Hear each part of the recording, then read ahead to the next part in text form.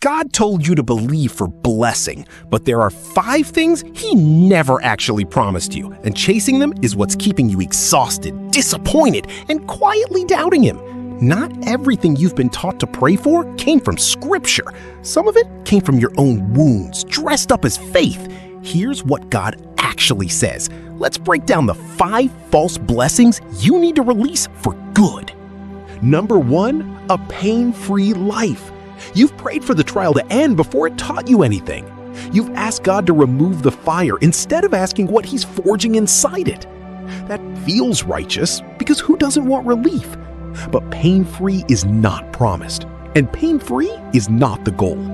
Comfort is not the same as closeness. Paul begged God 3 times to remove his thorn. God didn't remove it.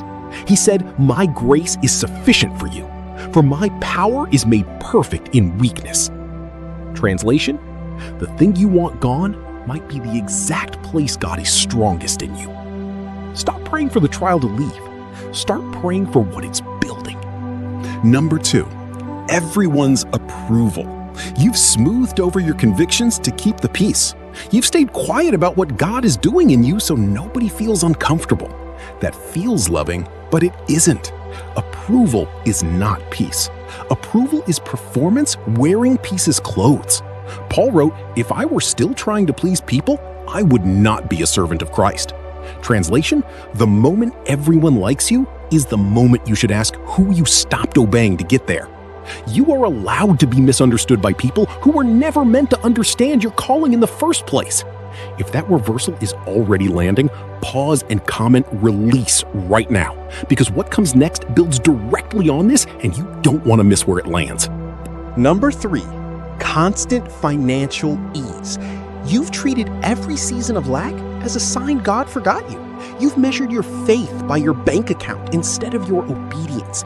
That feels logical because Scripture does talk about provision, but ease is not the promise. Provision is. Paul wrote, "I have learned the secret of being content in any and every situation, whether well-fed or hungry, whether living in plenty or in want." Translation: God never promised you'd never be hungry. He promised He'd meet you in the hunger. Let go of the lie that lack means you're doing something wrong.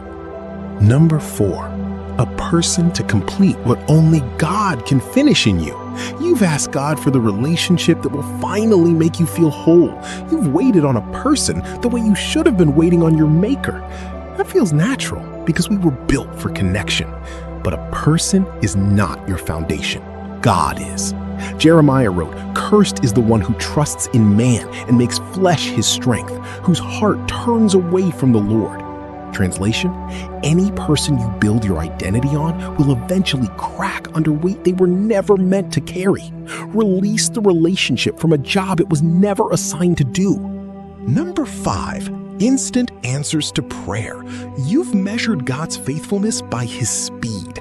You've decided silence means no, when really it might just mean not yet. That feels reasonable because waiting is agonizing, but instant is not how God works, and instant was never promised. Habakkuk wrote, "Though it linger, wait for it. It will certainly come and will not delay." Translation: the delay is not denial. It's timing you can't see yet. Release the need to understand His timeline before you'll trust His character. Here's the reframe. None of this is God withholding from you.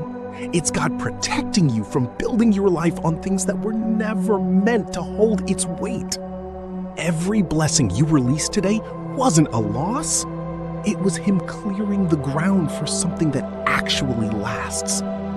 So ask yourself honestly, how many of the last 5 things you prayed for were things He promised, and how many were things you assumed? Let go of what was never His to give, and watch what He does with the space you just made. That release isn't the end of your faith. It's where it finally gets to grow.